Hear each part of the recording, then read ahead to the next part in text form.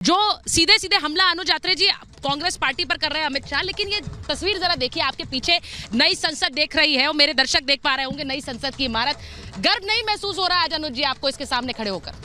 निश्चित तौर पे किसको गर्व नहीं होगा अपने देश की संसद के सामने खड़े होना, और देश की किसी भी धरोहर को देख करके सबको गर्व हो रहा है, लेकिन गर्व के साथ साथ उस खुशी की अनुभूति भी होनी चाहिए। आप खुशी के पल में कहीं ना कहीं एक कड़वाहट का जो एक बीज बो देते हैं वो तकलीफ दे है। खुशी नहीं है, एक खुशी आधी अधूरी खुशी है ना। खुशी वो होती है कि सब में खुशी बांटी जाए। अगर खुशी आप अपने में ही समेट के रह जाएंगे और खुशी का जिसका जो अधिक अधिकार है उस अधिकार को उनसे आप वंचित करेंगे तो निश्चित तौर पे जो किसका अधिक अधिकार है? किसका अधिक अधिकार है? देश की प्रथम नागरिक कौन है बताइए? अधिकार है? नहीं बताइए कौन प्रथम नागरिक है? मतलब क्या देश उनको... अच्छा, देश की जनता का अधिकार नहीं, जनता की बदौलत ही तो है। ये सब जनता की बदौलत है। जनता के ही रिप्रेजेंटेटिव हैं, जनता के ही नुमाइंदे। आप 145 जनता को तो, करोड़ जनता को तो बुला नहीं सकते। उनके रिप्रेजेंटेटिव और उन रिप्रेजेंटेटिव के द्वारा चुनी हुई जो देश की प्रथम नागरिक हैं।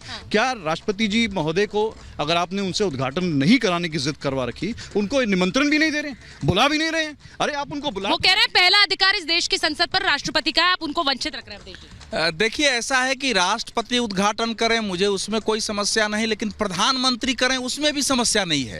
ये इशू होना ही नहीं चाहिए था। वैसे भी जनता का मैंडेट इस देश में प्राइम मिनिस्टर को होता है कि किसके लिए हम मैंडेट मांग रहे हैं।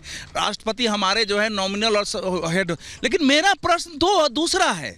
इस देश में सत्ता हस्तांतरण के समय जो राजदंड मिला था, जिसको सेंगेल कहते हैं, वो मिला था विद्वान ब्राह्मणों ने उसको मंत्रों से अभिषिक्त किया। इसी संसद भवन में मंत्रोच्चार हुए, वायसराय को लिया, वायसराय से लेके फिर अभिषिक्त हुआ, तब नेहरू जी को दिया गया था। उसको सेकुलरिज्म के नाम पर आनंद भवन में और प्रयागराज में रखे। तो कांग्रेस तो अब इसका जवाब दे कि जिस राजदंड को परंपरा के अनुसार पार्लियामेंट में या प्राइम मिनिस्टर ऑफिस में होना चाहिए, वो आनंद भवन की संपत्ति कैसे हो गई, वो प्रयागराज की कैसे हो गई, और नेहरू गोल्डन स्टिक क्यों कहा गया? आज तो देश यह जानना चाह रहा है। मैं एक बार फिर से बता दूं, आज महाभारत नई संसद इमारत के ठीक सामने से हम कर रहे हैं। नई संसद की इमारत ठीक हमारे पीछे है और एक गर्व की अनुभूति भी होती है कि एक नई संसद की इमारत जिसकी बात बार बार कांग्रेस पार्टी से ही शुरू हुई थी। जयराम रमेश के कितने बयान है जो आज सवाल उठा रहे हैं। वो कह रहे थे कि इसकी जरूरत है क्योंकि नई इमारत, पुरानी जो इमारत है वो जर्जर हो रही है, उसमें स्ट्रक्चरल फ्लॉज है।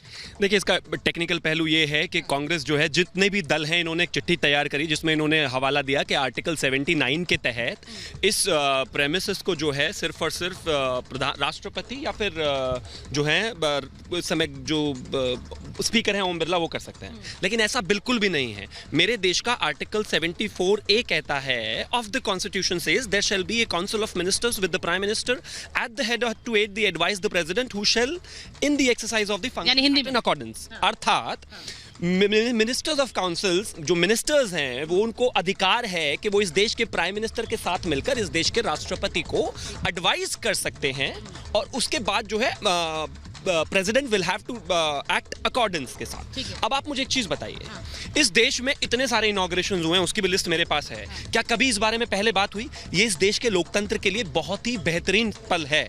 अगर मैं बात करूं तो 1927 में 18 जनवरी को जो अभी पार्लियामेंट है उसका उद्घाटन हुआ, उसको लॉर्ड इरविन ने किया। मोतीलाल नेहरू बैठकर वहां ताली बजा सकते हैं। मतलब गोरा अगर पार्लियामेंट बनाए तो उसमें मेरे देश के बड़े लोग बैठ सकते हैं। ये तो बहुत बड़ी बात। के चुने हुए प्रधानमंत्री अनुजी मुझे लगता है बना रहे हैं। लेकिन सच बात है ना, आप क्यों नहीं आना चाहते? लगता है वो